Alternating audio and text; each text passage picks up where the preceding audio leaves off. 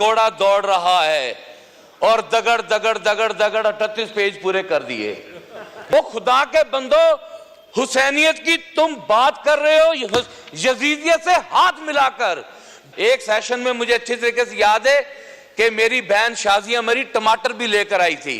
आपको याद है ना, बहन आज भी ले आती तो मुझे खुशी महसूस होती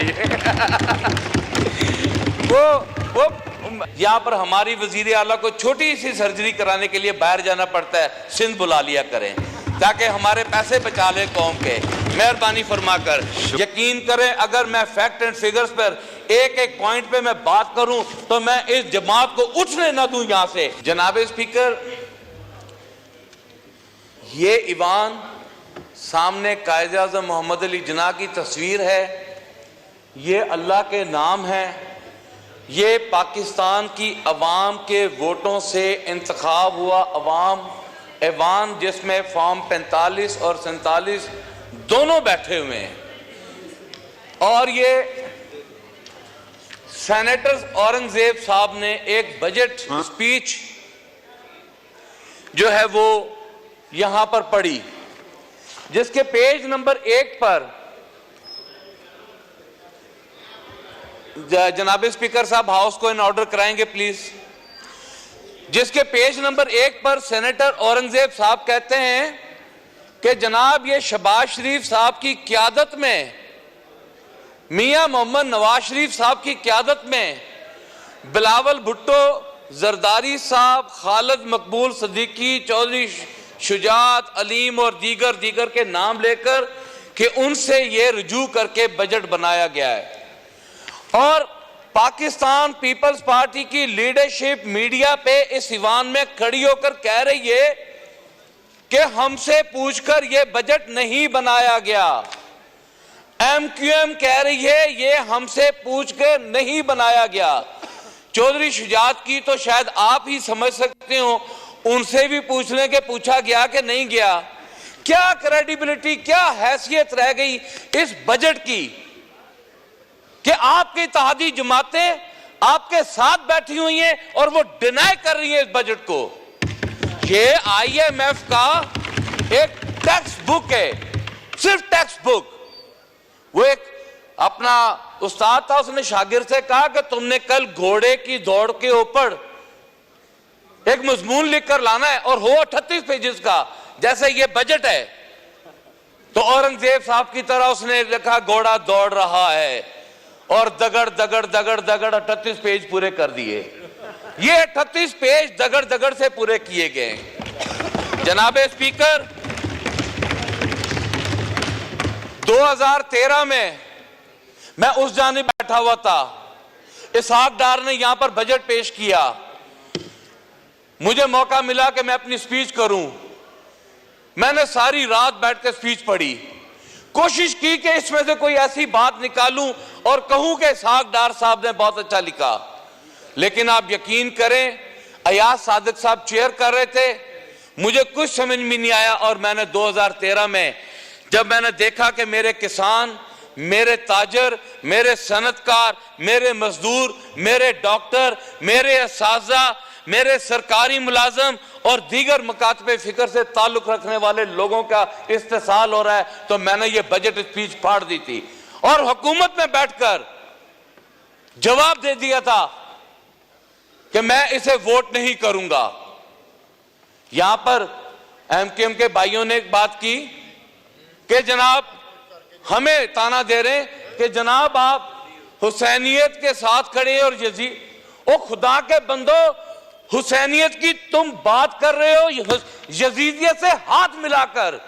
ठीक 2 दिन बाद पाकिस्तान पीपल्स पार्टी और MQM ने यहां पर यस और नो पर यस करते होना है। एक सेशन में मुझे अच्छी तरीके से याद है कि मेरी बहन शाजिया मरी टमाटर भी लेकर आई थी। ये अपोजिशन में थे, गवर्नमेंट में, आपको याद है ना, बहन आज भी ले आती तो मुझे खुशी महसूस होती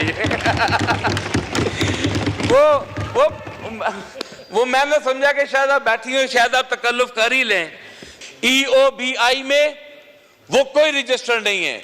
आलम यह है कि जो मजदूर के बच्चे थे जनाब स्पीकर साहब, उनको जो रजिस्टर्ड थे सोशल वेलफेयर में पिछले 2 साल से उनको जो एजुकेशन के लिए पैसा दिया जाता था वो भी बंद कर दिया गया।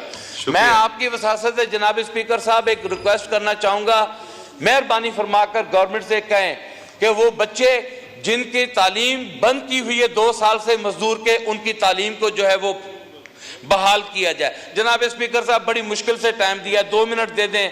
यकीन जाने हमारे इलाकों में मैं समझता हूं, मुझे मालूम है आप, लेकिन सैयद बादशाह, मेहरबानी सर, मेहरबानी।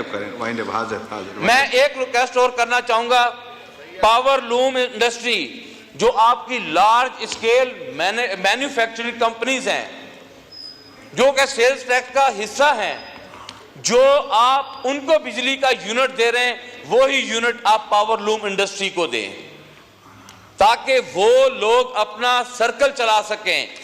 जनाब स्पीकर, एफबीआर का आलम यह है कि सूतर मंडी फैसलाबाद जो कि पूरे पाकिस्तान की इकॉनमी को सपोर्ट करती है, आप, मैं चैलेंज से कह सकता हूं, पाकिस्तान पीपल पार्टी दीगर जमातें नून लीग उठे मेरे साथ आए सूतर मंडी में, उनकी एफबीआर की चैन ही मुकम्मल नहीं है, चैन ही मुकम्मल नहीं है।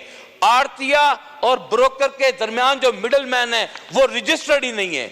वो बोझ भी जो सेल्स टैक्स का 18% जो रजिस्टर्ड को देना है वो ना होने की वजह से 22% जो है वो मालकान को अपनी जेब से पे करना पड़ रहा है। और फ्रॉड और धोखाधड़ी और मुल्की मैशियत का जो पैसा खाया जा रहा है उसका कोई वाली वारिस नहीं है। आज तक एफबीआर जो है वो उसमें नाकाम गई है। जनाब स्पीकर, मैं हुकूमत से रिक्वेस्ट करूंगा, वाइंड अप करें, मार्केट के लिए वाइंड अप करें प्लीज जी, जान मार्केट के लिए उनको लैब बनाकर दी जाए ताकि वो लोग अपना जो है करप्शन से बच सकें। बहुत सारी बातें करनी थी, मेरा जो पावर लूम इंडस्ट्री, मेरा जो मजदूर है, मैं कम वक्त में जितनी उनकी बात कर सका मैंने की।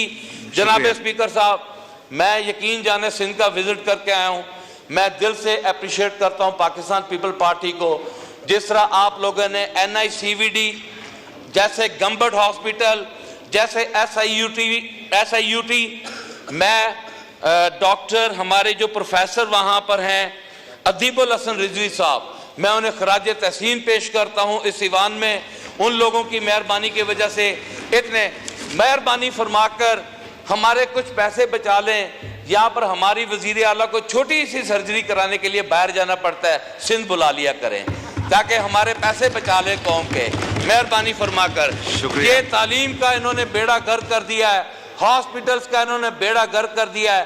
टाइम कम होने की वजह से जनाब स्पीकर साहब यकीन करें, अगर मैं फैक्ट एंड फिगर्स पर एक एक पॉइंट पे मैं बात करूं तो मैं इस जमात को उठने ना दूं यहां से, इंशाल्लाह ताला।